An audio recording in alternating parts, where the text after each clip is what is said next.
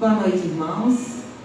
Que a graça e a paz do nosso Senhor continue conosco e possamos a cada momento, cada vez mais ouvir a voz do Senhor, a palavra aos nossos corações. Você que veio aqui essa noite, seja bem-vindo em nome de Jesus. E você que está nos assistindo, cultuando ao Senhor através da sua casa, no seu lar, que o Senhor Deus continue também a falar ao seu coração, que tudo possa ocorrer conforme a vontade do nosso Senhor em nossas vidas, porque ela é boa, perfeita e agradável. Vamos orar ao Senhor neste momento, colocar diante dele tudo o que temos, tudo o que somos, e que tudo que façamos possa ser para a honra e glória do santo nome do nosso Deus que vive e reina e reinará para todo sempre. Vamos orar? Pai querido, obrigado. Obrigada por essa noite. Obrigada por estarmos aqui, Senhor Deus, debaixo da sua graça e misericórdia. Obrigada porque o Senhor nos trouxe, ó Pai, debaixo da tua proteção, para que juntos possamos adorar, engrandecer ao teu santo nome, ó Deus Altíssimo. Que em tudo o nome do Senhor possa ser exaltado e que nada possa atrapalhar a nossa comunhão com o Senhor. Louvado seja o teu nome, em nome de Jesus. Amém.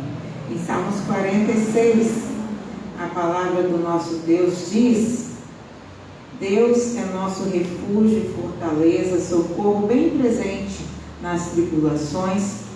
Portanto, não temeremos, ainda que a terra se transtorne e os montes se abalem no seio dos mares, ainda que águas tumultuem e na sua fúria os montes estremeçam. Há um rio cujas correntes alegram a cidade de Deus, o santuário das moradas do Altíssimo. Deus está no meio dela, jamais será abalada. Até aqui, podemos continuar lendo e vendo quão maravilhosa é a palavra do Senhor para conosco, ao mestre de canto. Esse texto do Senhor, que Deus é nosso refúgio e a nossa fortaleza. E vemos o nosso Deus sendo mostrado aqui de forma que sentimos, como um rio que corre do trono do Senhor. Aquele rio que nos lava, nos cura e tem alegrado a cada momento os nossos corações quando sentimos a presença do nosso Deus em nossas vidas e sabemos que Ele é conosco. Então alegre-se, coloque-se de pé e juntos cantemos ao rio, rio de Deus. Oh,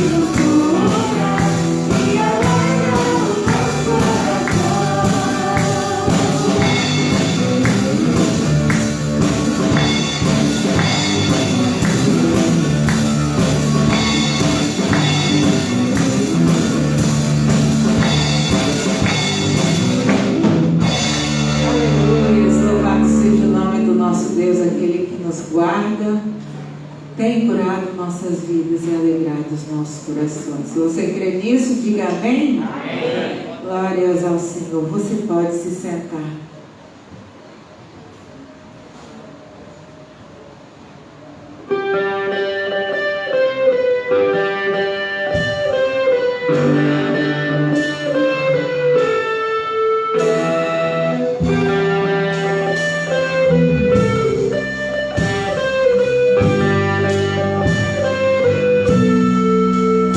Nós estamos aqui tão sedentos de ti, venha ver.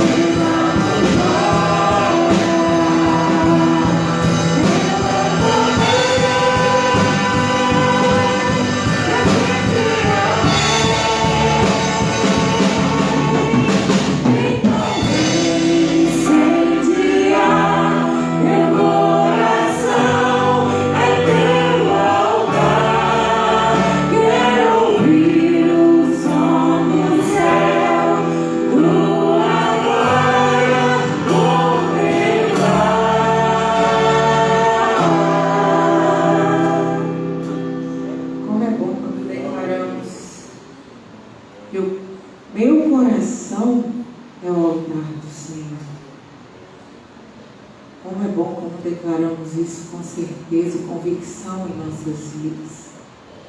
Porque o nosso Deus, Ele é o Rei da Glória. E Ele vem com seu poder. Então, quando nós realmente entronizamos o Senhor, sabemos que Ele é realmente o Rei de toda a glória e principalmente o Rei de nossas vidas. É maravilhoso. E nós temos a certeza de que podemos declarar de todo o nosso coração: hosanas, hosanas, hosanas nas alturas. Então é isso que vamos fazer. Vamos declarar hosanas, consagrar as nossas vidas. Você também vai ter oportunidade de dedicar também seus bens neste momento. Então consagre-se ao Senhor, coloque-se diante do Senhor enquanto consagramos nossas vidas, nossos bens diante dele.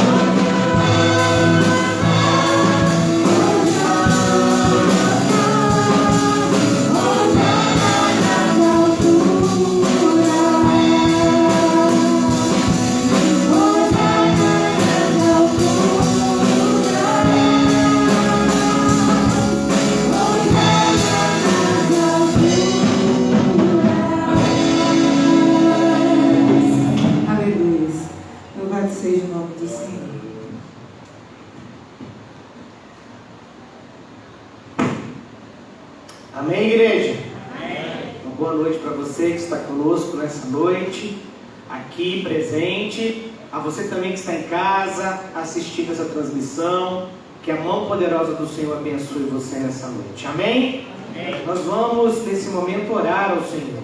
Então, se você tem alguma coisa, algum motivo, gratidão, pedido para colocar diante de Deus, eu quero convidar você a ficar de pé, para que nós possamos interceder pela sua vida, seja agradecendo a Deus pelo que Deus tem feito, ou seja, para pedir a Deus ajuda em alguma questão que você está passando. Deus está neste lugar. A Bíblia diz que aonde estiverem 2 ou 3 reunidos no nome de Jesus, ali Ele estará. A Bíblia diz que Deus habita no meio dos louvores do seu povo. Cada culto que a gente faz, cada vez que a igreja se reúne para adorar a Deus, Deus se faz presente.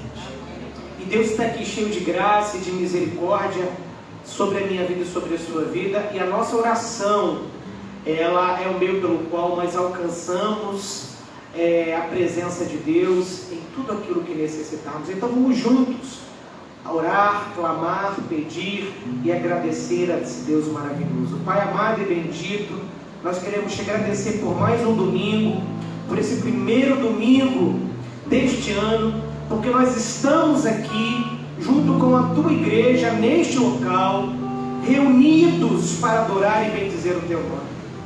Estamos aqui porque reconhecemos que tu és Deus verdadeiro e que nós precisamos de ti. Mas também te agradecemos porque pela fé dos teus servos, essa igreja tem tido a condição de se manter aberta, tem a condição de se manter ativa nesta comunidade, através dos dízimos e ofertas. Então nós te agradecemos. Isso também é adoração, é culto, louvor que nós prestamos a ti, em gratidão pelo cuidado que o Senhor tem tido conosco e pelo compromisso, responsabilidade e alegria de te servir com os nossos bens materiais. Pai, nós queremos te agradecer por cada pessoa que estará aniversariando essa semana, por cada casal que estará celebrando mais um ano de vida conjugal, por cada um que está aqui entre nós ou está assistindo essa transmissão e tem motivos para te agradecer porque foram abençoados por ti, porque clamaram, esperaram no Senhor, o Senhor lhes atendeu, o Senhor foi presente e interviu em suas vidas. Deus, obrigado pelas bênçãos que o Senhor tem derramado sobre a nossa vida. Mas nessa hora também nós clamamos, pedimos, imploramos, Senhor, ajuda todos nós que estamos passando por momentos difíceis. Nós estamos com problemas, dificuldades, angústias, tristezas, tribulações. O Senhor sabe como está o nosso coração, o Senhor sabe como está a nossa alma, o Senhor sabe como é que está o nosso humor, e nós clamamos a Ti pelas nossas vidas, nessas áreas e nessas situações difíceis que nós estamos passando. O Senhor conhece, nós clamamos, ajuda-nos, Senhor, ajuda-nos, tem misericórdia de nós. Que o Senhor venha intervir nessa situação, nessa questão, nos dando a graça, nos dando a fé, nos dando a perseverança, nos dando a esperança para enfrentar, para suportar e para vencer essa situação. Entregamos tudo isso nas tuas mãos, já agradecidos, e pedimos que a tua palavra fale ao nosso coração poderosamente. Em nome de Jesus, amém, amém. Deus abençoe. Você pode sentar. Eu quero convidar você a abrir a sua Bíblia no livro de Hebreus, capítulo 12. Nós estaremos relendo dos versos 1 até o verso 3. Nós iniciamos hoje pela manhã uma reflexão nesse texto sobre o seguinte tema: o que fazer no novo ano? E hoje pela manhã nós já aprendemos algumas coisas a respeito desse tema, a respeito das expectativas que existem nos nossos corações quanto a este ano. Uma coisa a gente já pode afirmar e por isso glorificar a Deus: nós estamos vivos já neste novo ano. Nós deixamos o velho ano para trás e nós iniciamos um novo ciclo. novas oportunidades, com mais misericórdia, com mais graça de Deus para as nossas vidas. O que fazer no novo ano? Hebreus capítulo 12, do verso 1 até o verso 3. Hebreus capítulo 12, do verso 1 até o verso 3, diz assim: portanto também nós, visto que temos a rodear-nos tão grande nuvem de testemunhas, desembaraçando-nos de todo o peso e do pecado que tenazmente nos assedia, corramos com perseverança a carreira que nos está proposta, olhando firmemente para o autor e consumador da fé, Jesus, o qual, em troca da alegria que lhe estava proposta, suportou a cruz, não fazendo caso da ignomínia, e está assentado à destra do trono de Deus.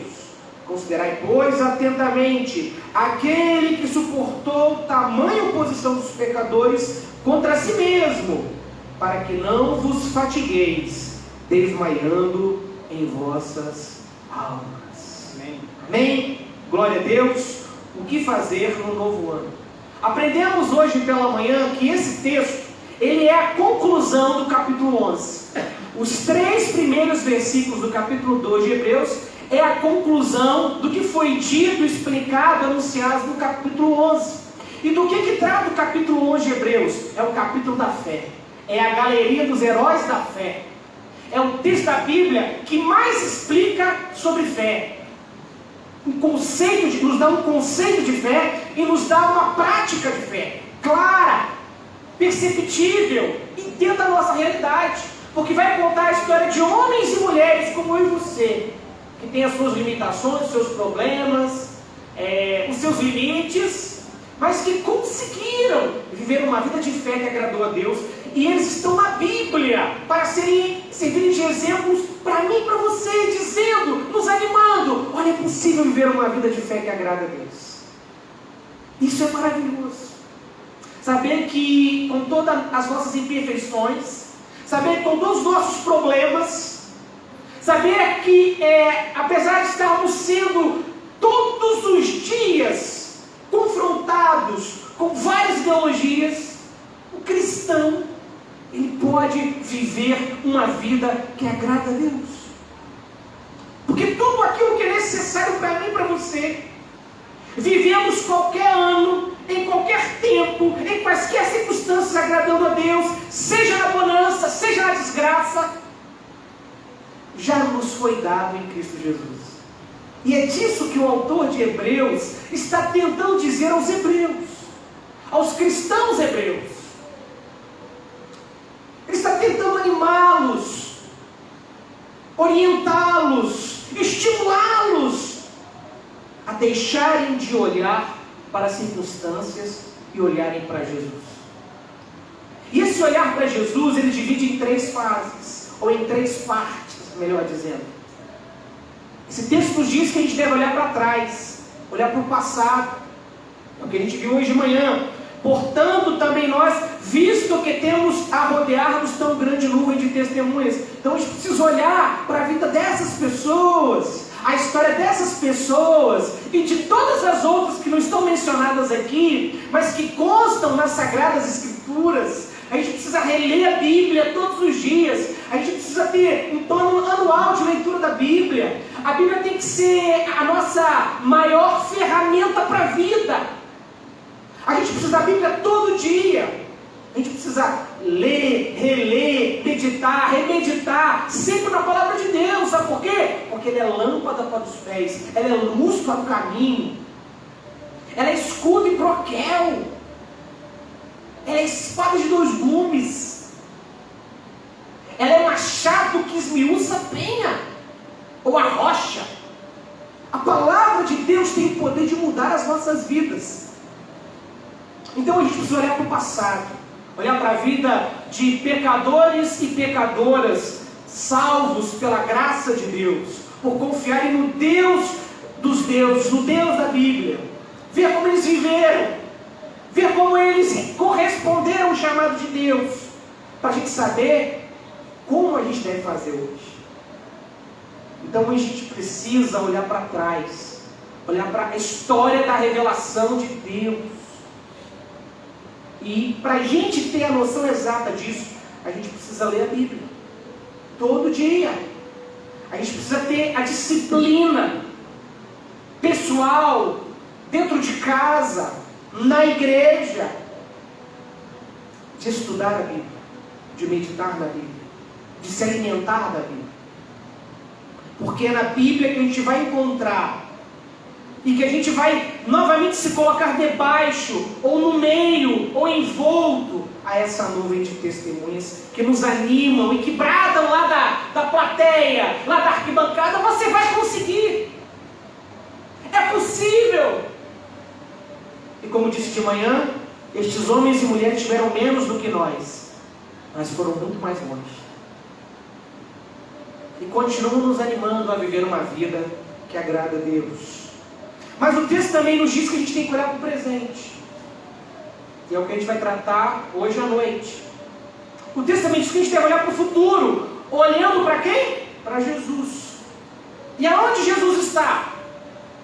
Está sentado à destra do trono de Deus. Então a gente tem que olhar para o nosso futuro. A gente tem que olhar para o nosso presente, para nós mesmos. Mas também a gente tem que olhar para o futuro. Se não der tempo de falar sobre esse terceiro ponto, vai ficar para domingo que vem. Não tem problema. Olhar para Jesus. E a gente vai entender como é importante esse olhar tríplice, para além de nós, para dentro de nós e para Jesus. Ok? Mas agora, hoje pela noite, eu quero pensar sobre esse olhar no presente. Ou seja, uma vez retornando às Escrituras, tiramos nossa atenção do passado e focamos no presente, entendendo que tornamos atual e tangível essa nuvem através do nosso testemunho agora. Olha só que coisa interessante. A partir do momento que a gente se volta para as Escrituras e percebe na vida de homens e mulheres, pecadores como eu, falhos como eu, limitados como eu, o modo de agradar a Deus, eu então torno essa nuvem real, palpável, tangível, alcançável, perceptível no presente, porque eu me junto a ela, eu me uno a ela. Sabe aquela corrida de bastão? Quem já viu nas Olimpíadas a corrida de bastão? Para quem não viu, é muito interessante. São 4 corredores e cada corredor fica num ponto da pista. Tem aquele que dá a partida, tem aqueles 2 que estão no meio e tem aquele que está no final. O sucesso, a medalha, a vitória não é só de um, é de todos. Mas cada um tem que dar o melhor de si no seu trajeto. O texto que nós lemos traz essa ideia. Os nossos irmãos e irmãs no passado já correram, já fizeram sua trajetória. Agora o bastão está na nossa mão. Agora é o nosso tempo de correr. É o nosso tempo de dar o melhor. É o nosso tempo olhando para trás e vendo o que eles conseguiram fazer. Agora é o meu tempo, é a minha hora de servir a Deus como Ele serviu. E Deus espera isso de mim e de você. A gente vai ver isso hoje. Então, o que eu devo fazer no novo ano? Tenho que me voltar para as Escrituras. E uma vez me voltando para as Escrituras, eu tenho agora que voltar o meu olhar para mim. Eu tenho que focar na minha vida. O que eu estou fazendo para Deus? Ou como eu estou fazendo para Deus? Mas para isso, há 2 instruções a cumprir. Para que eu realmente faça, reproduza da maneira que agrada a Deus, aquilo que Deus espera que eu faça, não apenas esse ano, mas a cada ano da minha vida, há 2 condições, há 2 imperativos, há 2 instruções que eu devo seguir e cumprir. E o versículo 1 diz: deixar e correr.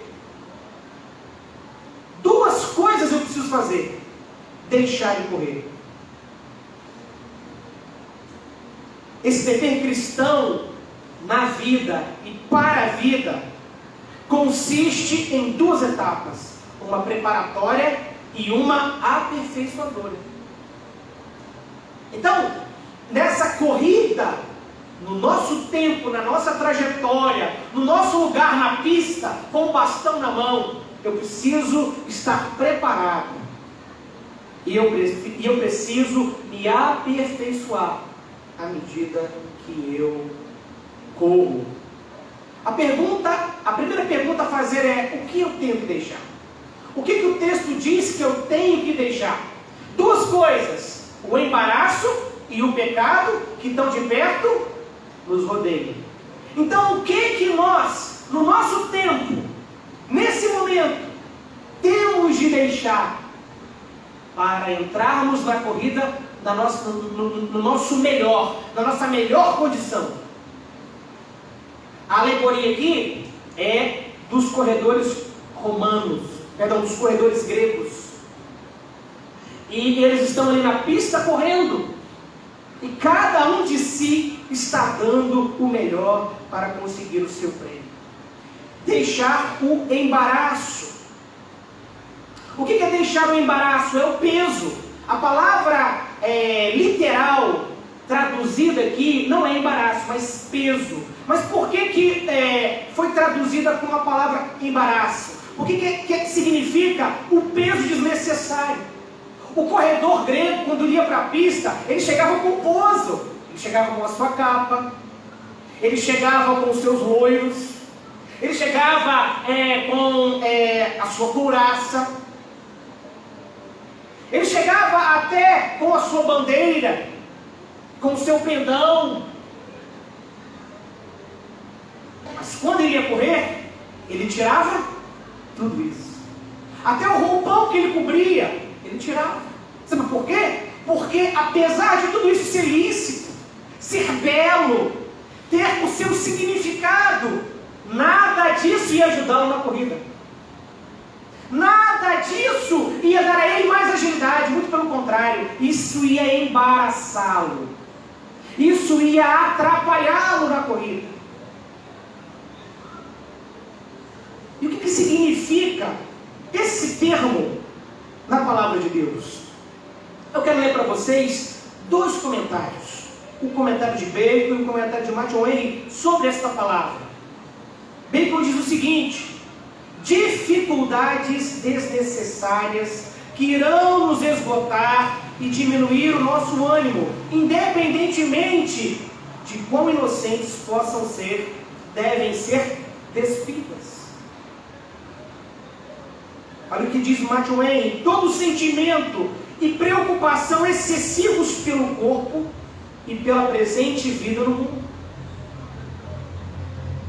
Mas sabe o que essa palavra significa para mim, na minha experiência cristã, na minha experiência pastoral? Se eu fosse escrever um comentário sobre essa palavra, sabe o que eu escreveria? Eu escreveria que o nada a ver não está na Bíblia. O nada a ver não é da Bíblia. Irmãos, o que eu mais tenho ouvido nesses mais de 20 anos que sou pastor é a frase: não tem nada a ver. Todas as gerações falam isso. Eu falei isso quando eu era menino na igreja. Eu ouvi isso quando eu virei líder e conselheiro de adolescentes na igreja. Quando eu fui presidente do grupo de jovens. E depois que eu virei pastor, é o que eu mais tenho ouvido. Não tem nada a ver, isso não tem nada a ver. Não, isso não tem nada a ver. O nada a ver não está na Bíblia, você vê disso? O nada a ver não é da Bíblia. Muito pelo contrário.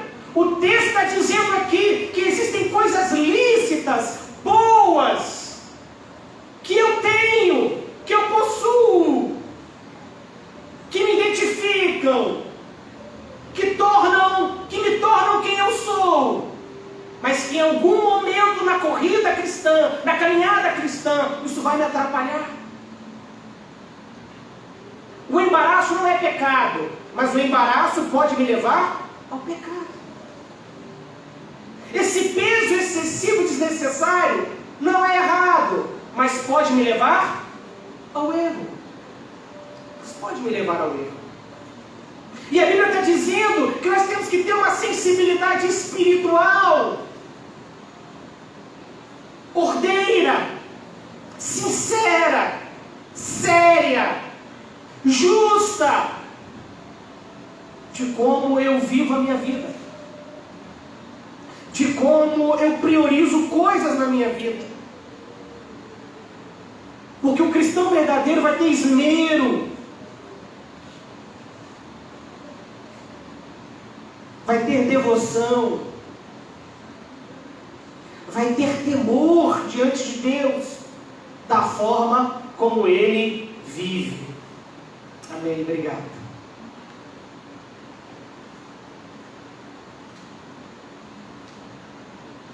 Então, nada a ver, não está na Bíblia e não é da Bíblia. Cuidado, principalmente você, jovem, adolescente, que está sempre falando para o seu pai, está sempre falando para os líderes da igreja, sempre falando para sua mãe, para o seu avô, para sua avó, para sua tia, para o adulto responsável por você. Tem nada a ver. Se você se considera um cristão, se você quer viver uma vida que agrada a Deus, você precisa tirar essa expressão da sua boca. Porque para o cristão tem tudo a ver. Tudo tem a ver. Porque para ele nada é profano, tudo é sagrado. E será que a gente pode afirmar que estamos vivendo em todos os nossos níveis de relacionamento, em todas as áreas da nossa vida, situações que agradam a Deus, que glorificam o nome de Deus? Então, com esse olhar no presente, com esse olhar para dentro de nós precisamos reconhecer que para corrermos da maneira que nos dará sucesso, precisamos deixar o embaraço. O embaraço não é pecado. O embaraço não é errado. Mas ele pode nos conduzir ao pecado, ele pode nos conduzir ao erro, ele pode nos atrapalhar na nossa caminhada cristã. Mas a Bíblia também diz que eu preciso deixar o pecado que estão de perto nos rodeia. Olha o que diz Moody sobre essa parte de Hebreus. Cada um deve decidir o que é supérfluo, ou seja, o que é embaraço na sua vida. Mas o que é pecado declarado não dá lugar à escolha individual. A gente nunca viveu um tempo na igreja, na história da igreja, em que se fala tão pouco do pecado, e quando se fala tão pecaminosamente do pecado. O que significa falar tão pecaminosamente do pecado? Falar tudo o que é errado do pecado. A gente vive um tempo que é pecado na igreja falar pecado. A gente não ouve mais pregações sobre a ira de Deus, sobre santidade, sobre o que é certo e o que é errado. O moralismo é um problema sério dentro da igreja. Mas a moral cristã não, ela é fundamental. Há uma ética cristã a ser vivida, há um padrão de vida a ser vivido. E quanto menos a igreja trata dessas coisas, mais ela se parece com o mundo, menos ela é sal, menos ela é luz, e ela é mais caramelo para o mundo, ela é mais uma sobremesa para o mundo. Não, a igreja é sal e luz. É isso que a igreja tem que ser, é isso que o cristão tem que ser. Pecado é pecado e acabou. É triste eu chegar no gabinete e ter que ficar administrando a minha audição como um cristão que quer me convencer que o que ele está fazendo ou deixando de fazer não é pecado. Eu já peguei crente novo, já peguei crente velho, que dava dó do discurso do indivíduo. E de mesmo eu sendo pastor dele falando, olha, não vá por esse caminho porque isso é pecado. A Bíblia diz que é pecado. Foi, quebrou a cara e continuou lá. Sabe por quê? Porque nunca foi crente de verdade. Nunca foi um cristão verdadeiro. Temos que deixar o pecado. O pecado, diz o comentário bíblico do mundo cristão, é o principal empecilho na corrida espiritual. A Bíblia é clara em dizer, não dá para ter dúvida o que é pecado e o que não é. Está tudo aqui na Bíblia. É só estudar, é só ler, é só ter esmero. O nosso problema é que a gente não conhece as Escrituras. Às vezes a gente sabe muitas histórias da Bíblia, mas a Bíblia ainda não mudou a nossa história. A gente sabe muita coisa sobre Deus, mas conhece nada de Deus. E não tem como conhecer a Deus se eu não conhecer a sua palavra. Essa é a etapa preparatória nessa corrida. Deixar os embaraços e o pecado. Deixa o nada a ver para lá. Abandona a mão do nada a ver. Se você é um cristão verdadeiro, você precisa entender que a sua vida não pode ser igual à vida das pessoas do mundo. Não dá para ser. Ainda que você esteja numa igreja, ainda que você tenha um pastor que diga que é possível. Porque hoje tem igreja para tudo quanto é gosto. Para qualquer tipo de crente. E eu sempre fui um defensor de dizer às pessoas, quando se convertiam, quando eu as evangelizava no ônibus, quando eu as evangelizava no meu trabalho, eu dizia, olha, procure uma igreja mais perto da sua casa. Ou procure a igreja mais perto da sua casa. Hoje eu não falo mais isso. A minha orientação é procure uma igreja mais perto da Bíblia, ainda que ela seja mais longe da sua casa. Porque hoje uma placa dizendo igreja de não sei o que, de não sei o que, nem sempre é uma igreja. A gente vive um tempo assim, irmãos, da desconstrução daquilo que a gente fala, daquilo que a gente entende. E nós precisamos, como cristãos verdadeiros, viver uma vida diferente. Ainda que vivamos sob o peso das nossas limitações. Não seremos perfeitos, mas podemos ir nos aproximando dessa perfeição. A Bíblia diz que o justo é como a luz da aurora, que vai brilhando até ser dia perfeito. É um processo, é uma caminhada, é uma jornada que começa no dia que a gente recebe de verdade Jesus no coração e que só termina quando estiver no céu com Ele. Lá seremos perfeitos. Então, o que eu devo deixar? O embaraço e o pecado, que tão de perto nos rodeia. O pecado está perto, está próximo, ele tem vantagem sobre nós. Se a gente quer se afastar, ele está sempre perto. Então, de quem tem que ser a iniciativa de se afastar? Nossa! A iniciativa tem que ser nossa. É nós que temos que dizer não para ele, porque ele está aqui, irmãos. Ele está perto, ele nos rodeia. E a palavra aqui é que ele nos rodeia como um leão que está rodeando a sua presa. Ele está esperando a oportunidade. Ele está nos pressionando. Enquanto a gente vive nesse mundo, o pecado vai estar perto. Por isso que a gente tem que correr para longe dele. E deixar significa isso. A gente tem que correr para longe dele. Quanto à corrida, nós precisamos fazer 4 perguntas. Primeiro, como correr? Segundo, quando correr? Terceiro, como que correr? E quarto, por que correr? Mas temos que saber. Você vai correr só porque está todo mundo correndo? Você não vai para o céu assim, não. Você tem que saber que você está nessa corrida. Você tem que saber. Senão você vai estar correndo atrás do vento.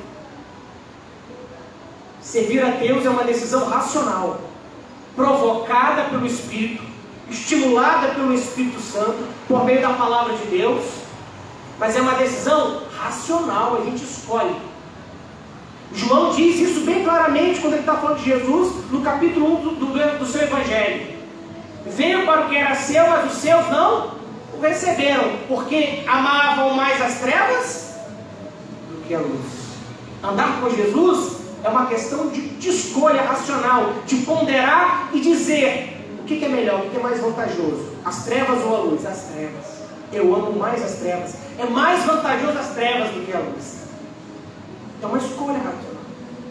Então você precisa saber Por que eu estou correndo? Por que eu tenho que correr? Como correr? O tempo verbal que da palavra correr, corramos, né? Quando diz corramos, o tempo verbal, ele une o ato de correr como consequência do ato de deixar. Ou seja, só pode correr quem já deixou.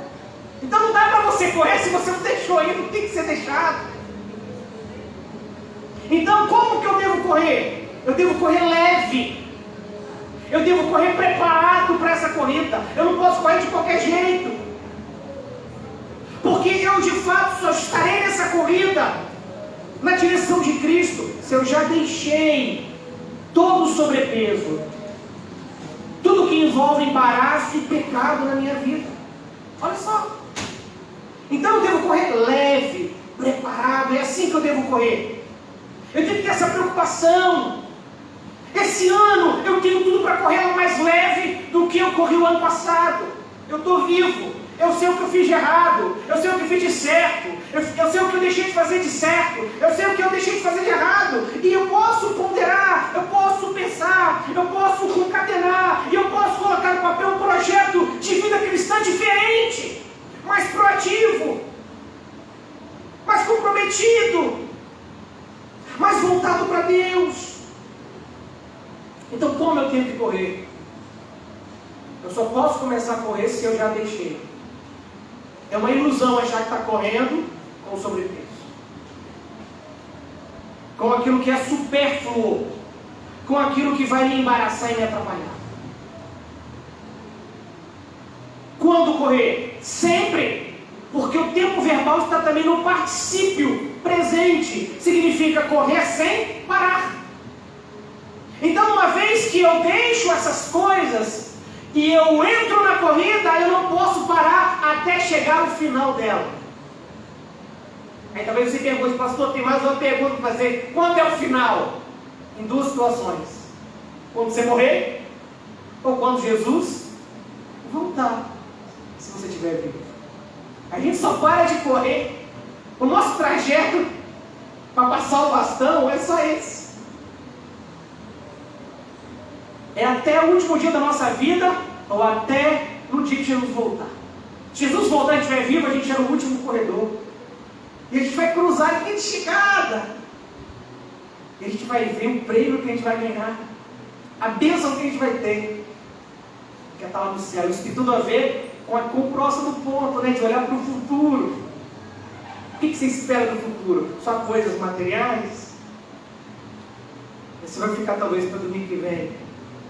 Então, quando correr? Sempre, ao mesmo tempo que define o correr sem cessar, continuamente, distanciando-se gradativamente do que se deixou e aproximando-se do novo alvo, da nova aquisição. Olha que coisa interessante. Eu deixo tudo lá atrás e começo a correr na direção oposta. Quanto mais eu me mantenho correndo, quanto mais eu me mantenho na pista, quanto mais eu me mantenho em movimento, eu estou deixando, eu estou me distanciando, eu estou me afastando da vida que eu deixei, da antiga vida que eu tinha.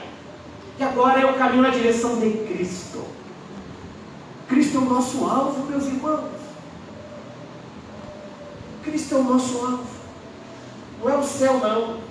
O céu é o nosso lugar, porque Cristo vai estar lá por toda a eternidade. Porque lá que Ele foi preparar lugar para mim e para você. Mas Cristo é o nosso alvo. Ele é muito maior do que o céu. Ele é muito mais importante do que o céu. O céu só existe por causa dele.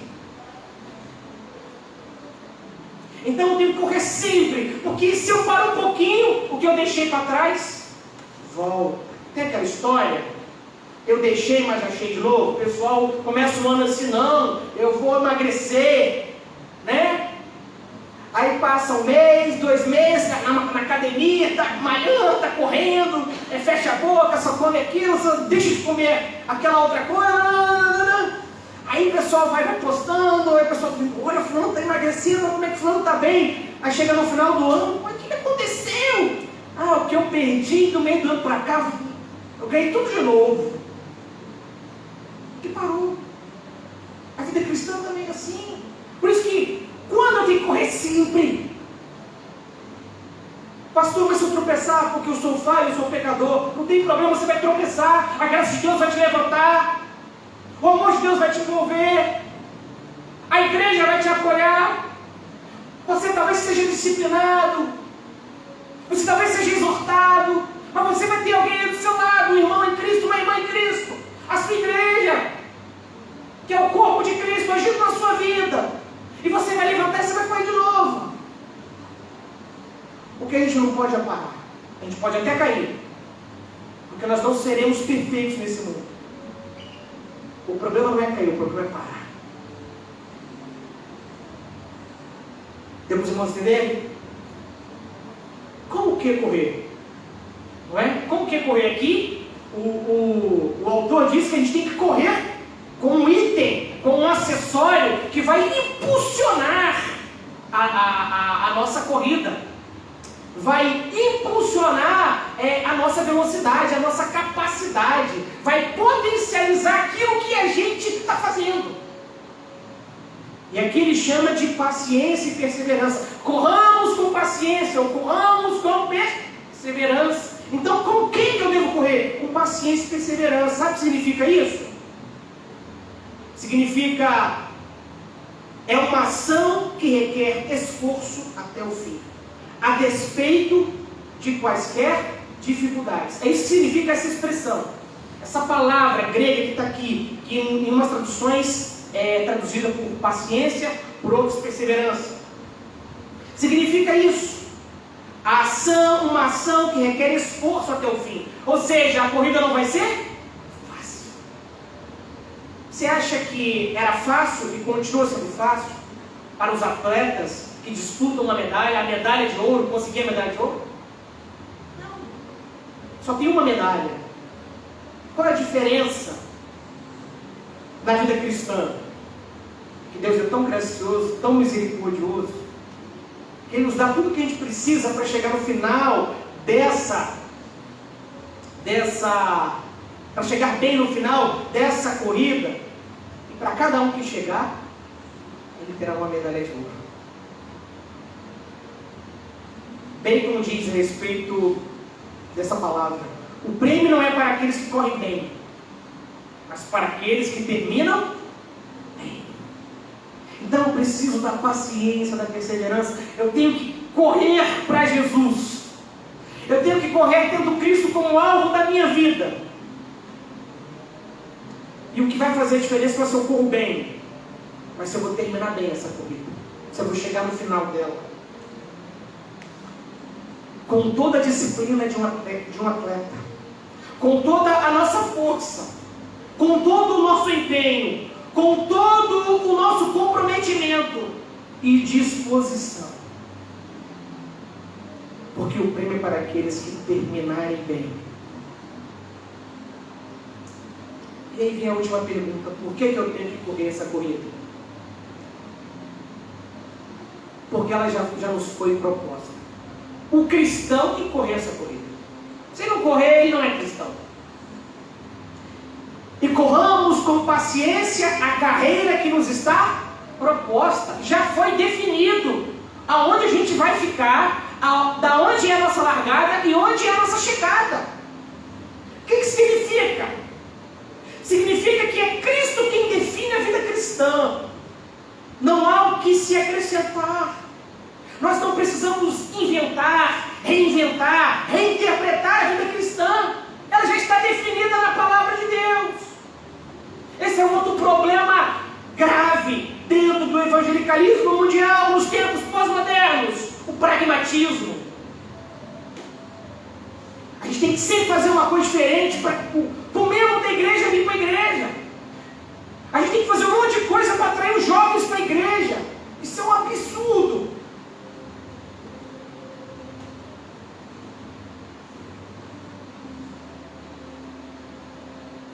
A gente tem que ter alegria, prazer de estar nessa carreira, correndo a carreira que nos foi proposta.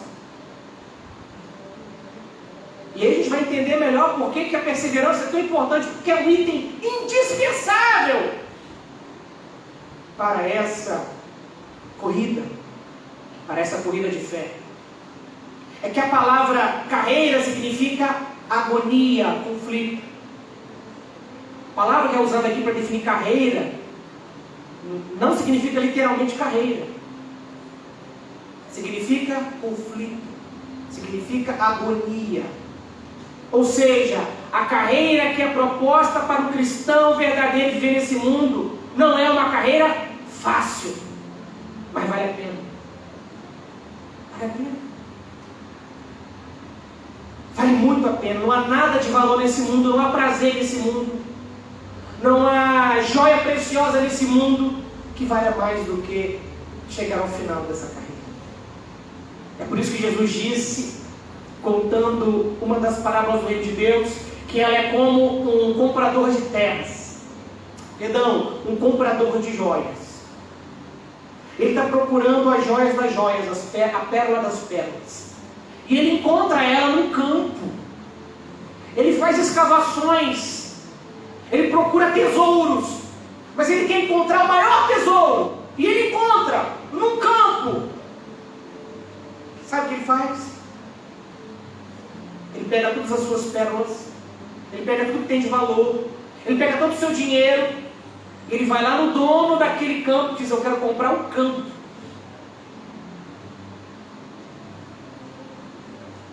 Que coisa maravilhosa. Assim é o reino de Deus. Jesus é essa pérola preciosa, que vale tudo de precioso que eu tenho. Nada que me custe é uma perda em relação a Cristo. Nada.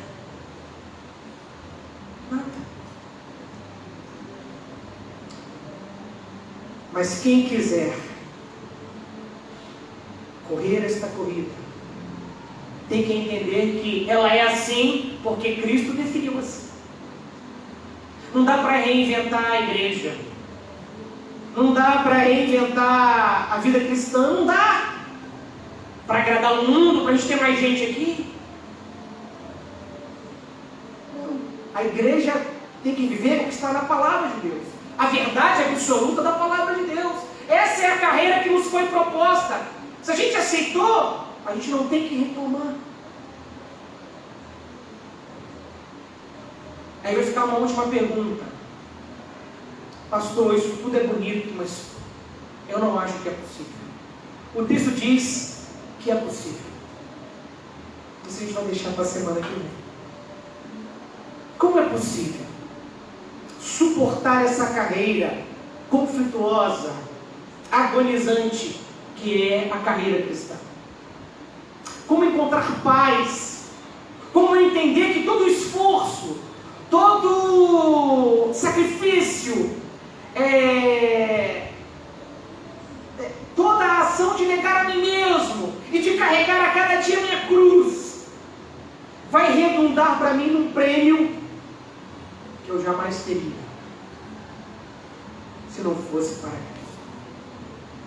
Para que você vá embora refletindo e pensando sobre isso que nós ouvimos hoje e sobre o que ouviremos no próximo domingo. Isso é possível por causa de Jesus. Só é possível deixar o embaraço, o pecado que tão perto nos rodeia e correr do jeito que tem que ser corrido, no tempo que tem que ser corrido, com aquilo que tem que ser corrido, se nós olharmos para Jesus. Então a gente olhou para o passado, olhou para a história daqueles que viveram antes de nós. Nós olhamos para nós que estamos vivendo a vida cristã hoje. Mas para a gente conseguir fazer isso de maneira que agrade a Deus, a gente tem que fazer isso olhando agora para quem? Para Jesus, é o que o texto diz. Olhando para Jesus, firmemente para Jesus. A gente vai entender o que significa essa expressão, a profundidade, o impacto que essa expressão tem que ter na minha e na sua vida. Se a gente quer saber o que a gente tem que fazer esse ano. E como eu disse hoje pela manhã no início da mensagem, a gente às vezes faz a pergunta errada: o que me espera nesse ano, né? O cristão tem que fazer a pergunta certa: o que eu tenho que fazer nesse ano? O que eu tenho que fazer nesse novo ano? É o que Deus falou hoje pela manhã, é o que Deus falou agora para mim e para você. E a gente vai conseguir fazer isso se a gente olhar para Jesus. E a gente vai entender o que é olhar para Jesus no domingo que vem. Então não falte domingo que vem de manhã, porque essa mensagem é pregada domingo de manhã. Bom? E se sobrar, se faltar tempo, a gente continua lá de noite. Mas se não, ok? Que Deus abençoe a sua vida. E que você entenda a importância da palavra de Deus na sua vida nesse ano. Você quer mudar a sua vida, você quer viver uma vida diferente, então você precisa começar na palavra de Deus. Oremos ao Senhor. Pai amado e bendito, louvado seja o teu nome. Continua com o teu povo ao longo dessa semana. Fala ao nosso coração, mostra todo o embaraço que há na nossa vida, na vida de cada um de nós, e o pecado que nós temos assimilado, que nós temos mantido, e insistimos em esconder e não em deixar.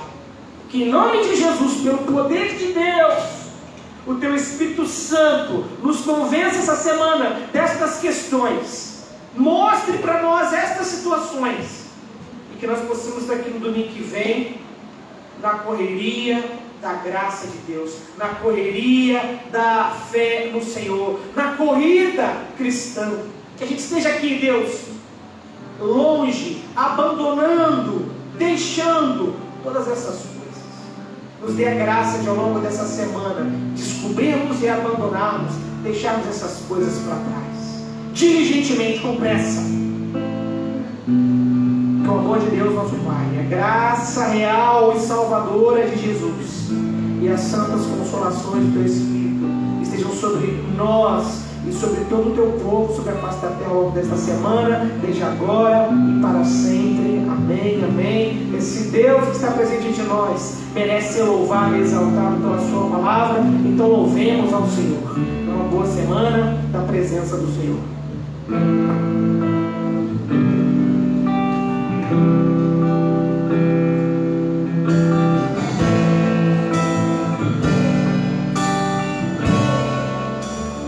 Graças eu te dou,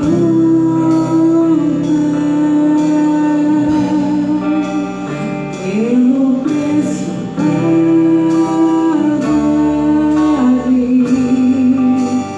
sacrifício de amor que me comprou, giro do Senhor. Pelos céus em tuas mãos, graças eu te dou, ó meu Senhor, amor minha mente e coração, e meu perdão, restaurou minha comunhão.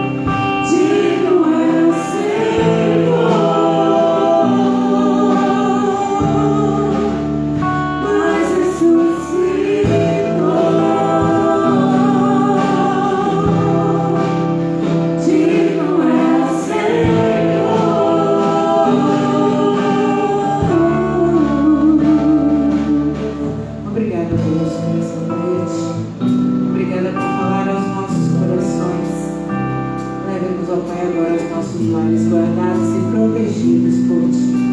E que tenhamos uma semana cheia do Senhor em nossas vidas, em nome de Jesus. Amém. Deus a todos abençoe.